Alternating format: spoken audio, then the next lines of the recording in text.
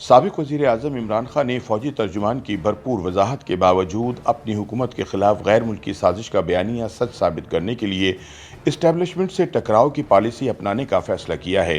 یاد رہے کہ فوجی ترجمان میجر جنرل بابر افتخار نے ایک پریس کانفرنس میں واضح کیا تھا کہ قومی سلامتی کمیٹی کے اجلاس کے اعلامیے میں کسی بیرونی سازش کا کوئی تذکرہ نہیں تھا۔ اس کے علاوہ انہوں نے یہ بھی بتایا تھا کہ اپنے خلاف تحریک عدم اعتماد کے بعد پیدا ہونے والے بحران سے نکلنے کے لیے عمران خان نے خود ہی فوجی قیادت سے رابطہ کیا تھا تاکہ انہیں محفوظ راستہ مل سکے، لیکن آرمی چیف کی کوشش کے باوجود اپوزیشن ان کے خلاف تحریک عدم اعتماد واپس لے کر انہیں محفوظ راستہ دینے پر نہیں مانی۔ تاہم اب عمران خان کے ایما پر تحریک انصاف کی رہنما اور سابق وفاقی وزیر انسانی حقوق شیریں مزاری نے فوجی ترجمان کے دعوے کو جھٹلاتے ہوئے یہ موقف اختیار کیا ہے کہ عمران نے اپوزیشن جماعتوں کے ساتھ ڈیڈ لاک ختم کرنے کے لیے فوج سے مدد نہیں مانگی تھی،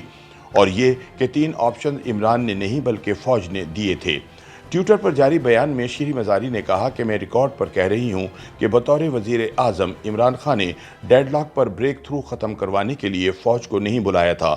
انہوں نے کہا کہ فوج نے تب کے وزیر دفاع پرویز خٹک کے ذریعے ملاقات کا وقت مانگا اور وزیر اعظم کے استعفے، تحریک عدم اعتماد پر ووٹنگ میں حصہ لینے یا نئے انتخابات کی 3 تجاویز پیش کی۔ شیریں مزاری نے کہا کہ عمران خان استعفے کا آپشن کیوں دیتے جب وہ پہلے ہی مسلسل کہتے رہتے ہیں کہ وہ استعفیٰ کبھی نہیں دیں گے۔ انہوں نے کہا کہ جب عمران نے تحریک عدم اعتماد کو حکومت تبدیل کرنے کی بیرونی سازش قرار دیتے ہوئے مسترد کر دیا تھا تو وہ یہ تجاویز کیوں دیتے۔ شیریں مزاری کی جانب سے یہ بیان فوجی ترجمان کی جانب سے دیے گئے اس بیان کے بعد سامنے آیا ہے، جس میں انہوں نے کہا تھا کہ عمران خان کو بحران سے نکلنے کے لیے 3 آپشنز اسٹیبلشمنٹ کی جانب سے نہیں آئی تھیں۔ میجر جنرل بابر افتخار نے کہا تھا کہ وزیر اعظم آفس کی جانب سے چیف آف آرمی سٹاف کو اپروچ کیا گیا تھا کہ اس ڈیڈ لاک میں کوئی بیچ بچاؤ کی بات کریں۔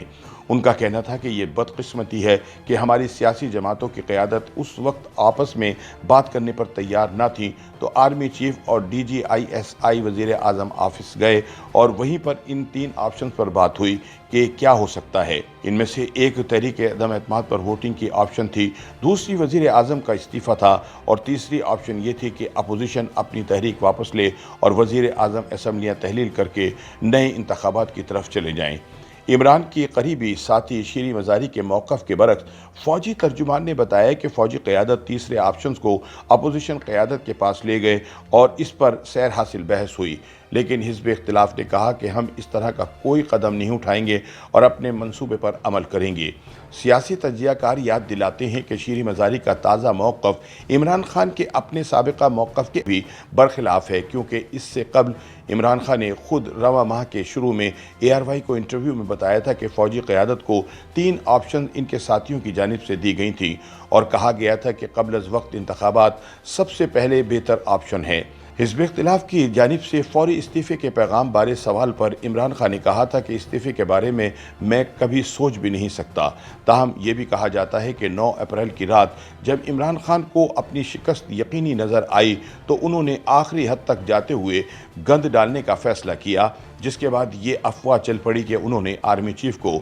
برطرف کر دیا ہے۔ اسی وجہ سے آدھی رات کو سپریم کورٹ اور اسلام آباد ہائی کورٹ کے دروازے بھی کھلوائے گئے اور کچھ پیٹیشنز بھی دائر ہوئیں۔ کہا جاتا ہے کہ جب وزارت دفاع کی جانب سے عدم تعاون کے بعد عمران خان کا آرمی چیف کو برطرف کرنے کا منصوبہ ناکام ہو گیا تو انہوں نے قومی اسمبلی جا کر استعفیٰ دینے کا فیصلہ کیا، لیکن انہیں ایسا کرنے کی اجازت نہ ملی اور بنی گالہ بھجوا دیا گیا۔ تاہم عسکری ذرائع کا کہنا ہے کہ وزارت عظمیٰ کی آخری رات عمران پر تشدد کی خبروں میں کوئی صداقت نہیں ہے اور سوشل میڈیا پر جو تصاویر وائرل کی گئیں وہ فوٹوشاپ کا نتیجہ تھیں۔